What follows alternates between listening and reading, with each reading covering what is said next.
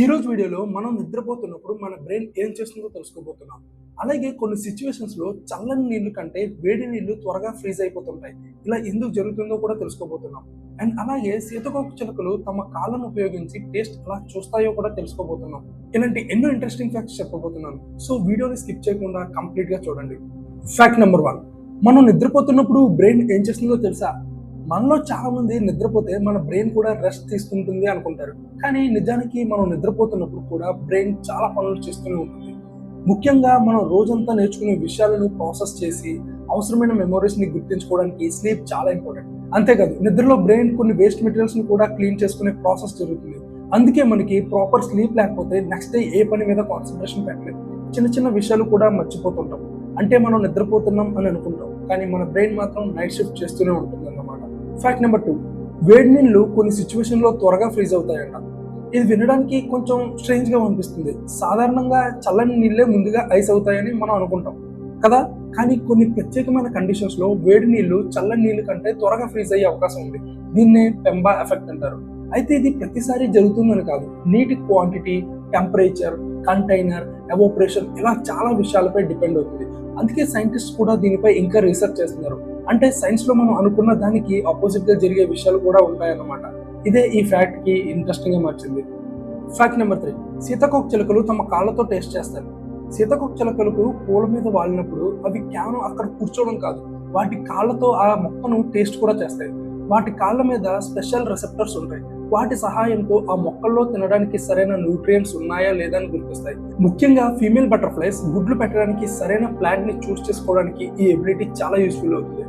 మనకి టేస్ట్ చేయడానికి టంగ్ ఉంటుంది కదా, కానీ బటర్ఫ్లైస్ కి మాత్రం ఫీట్ కూడా టేస్ట్ చేయడానికి హెల్ప్ చేస్తాయి. ఇమాజిన్ చేసుకోండి, మనం ఏదైనా ఫుడ్ తినే ముందు దానిపై కాల్ పెడితే ఎలా ఉంటుంది. ప్రకృతిలో ప్రతి జీవికి ఎంత డిఫరెంట్ ఎబిలిటీస్ ఉంటాయో దీన్ని బట్టి అర్థమవుతుంది. ఫ్యాక్ట్ నెంబర్ 4, మన ఎముకలు చాలా స్ట్రాంగ్ గా ఉంటాయి. మన బోన్స్ బయటికి చూస్తే చాలా సింపుల్ గా కనిపిస్తాయి, కానీ అవి మన బాడీలో చాలా స్ట్రాంగ్ స్ట్రక్చర్స్. మన బోన్స్ లో కొలాజన్ అనే మెటీరియల్ తో పాటు మినరల్స్ కూడా ఉంటాయి. అందుకే అవి స్ట్రాంగ్ గా ఉండటంతో పాటు కొంత ఫ్లెక్సిబిలిటీని కూడా కలిగి ఉంటాయి. మన బాడీ వెయిట్ ని సపోర్ట్ చేయడం, ఇంపార్టెంట్ ఆర్గన్స్ ని ప్రొటెక్ట్ చేయడం, మనం వాక్ చేయడానికి హెల్ప్ చేయడం, ఇలా బోన్స్ చాలా ఇంపార్టెంట్ రోల్ ప్లే చేస్తాయి. ఒక ఇంట్రెస్టింగ్ విషయం ఏంటంటే bones are stronger than steel అని చాలా సార్లు వింటుంటాం, కానీ ఇది పూర్తి కరెక్ట్ కంపారిజన్ కాదు. ఎందుకంటే స్ట్రెంగ్త్ ని ఎలా మెజర్ చేస్తున్నాం అనే దానిపై రిజల్ట్ మారిపోతుంది. అయినా మన బాడీలో న్యాచురల్ గా తయారయ్యే బోన్స్ ఎంత అమేజింగ్ గా డిజైన్ అయ్యాయో మాత్రం నిజంగా సర్ప్రైజింగ్. ఫ్యాక్ట్ నెంబర్ 5, కొన్ని బల్లులు తమ టైల్ ని మళ్ళీ గ్రో చేసుకోగలవు. మీరు ఎప్పుడైనా బల్లిని పట్టుకోవడానికి ట్రై చేస్తే అది తన టైల్ ని వదిలేసి పారిపోవచ్చు. ఇది నిజంగా వాటికి ఉన్న ఒక అమేజింగ్ సర్వైవల్ ట్రిక్. కొన్ని బల్లులు డేంజర్ వచ్చినప్పుడు తమ టైల్ ని పర్పస్లీ వదిలేస్తారు. ఆ టైల్ కొంతసేపు కదులుతూ ఉండటం వల్ల ప్రెడిటర్ ఇంటెన్షన్ అక్కడికి వెళ్ళొచ్చు. మీన్వైల్ బల్లి అక్కడి నుంచి ఎస్కేప్ అవుతుంది.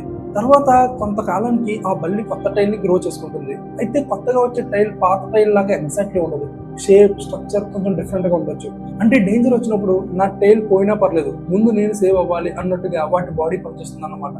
ఫ్యాక్ట్ నెంబర్ 6, వీనస్ లో ఒక డే ఒక ఇయర్ కంటే ఎక్కువ. మన సోలార్ సిస్టమ్ లో వీనస్ అంటే శుక్రగ్రహం. ఈ ప్లానెట్ లో ఒక వెరీ స్ట్రేంజ్ విషయం ఉంది.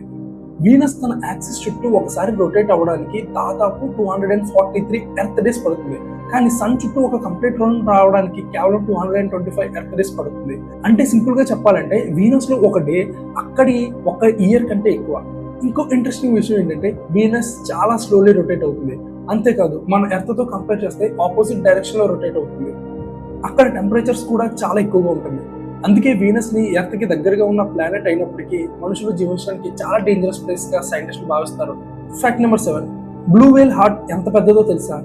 బ్లూ వేల్ భూమిపై ఇప్పటి వరకు తెలిసిన అతిపెద్ద జంతువు. దాని సైజ్ ఎంత హ్యూజ్ గా ఉంటుందో దాని హార్ట్ కూడా అంతే భారీగా ఉంటుంది.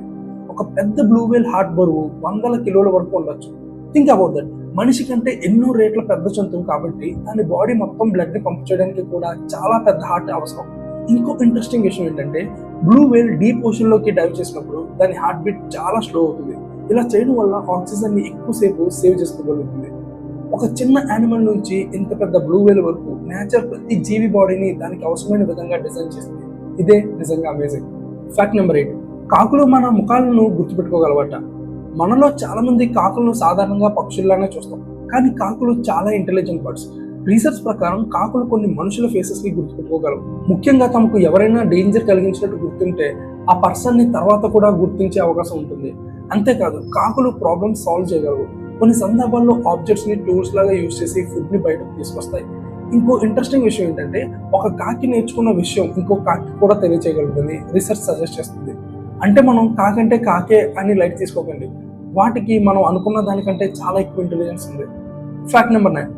భూమిపై నీరు చాలా ఉంది కానీ మనం యూజ్ చేసుకోగల నీరు చాలా తక్కువ. మన ఎర్త్ ని బ్లూ ప్లానెట్ అని ఎందుకు అంటారో తెలుసా? మన ప్లానెట్ సర్ఫేస్ లో దాదాపు 71% నీటితో కవర్ అయి ఉంటుంది. చూసుకుంటే మన దగ్గర వాటర్ చాలా ఎక్కువగా ఉన్నట్టు అనిపిస్తుంది. కానీ అసలు ప్రాబ్లం ఏంటంటే ఆ నీటిలో ఎక్కువ భాగం ఓషన్స్ లో ఉండే సాల్ట్ వాటర్.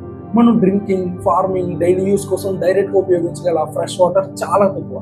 ఫ్రెష్ వాటర్ లో కూడా చాలా భాగం గ్లేషియర్స్, ఐస్ క్యాప్స్ లేదా అండర్ గ్రౌండ్ లో ఉంటుంది.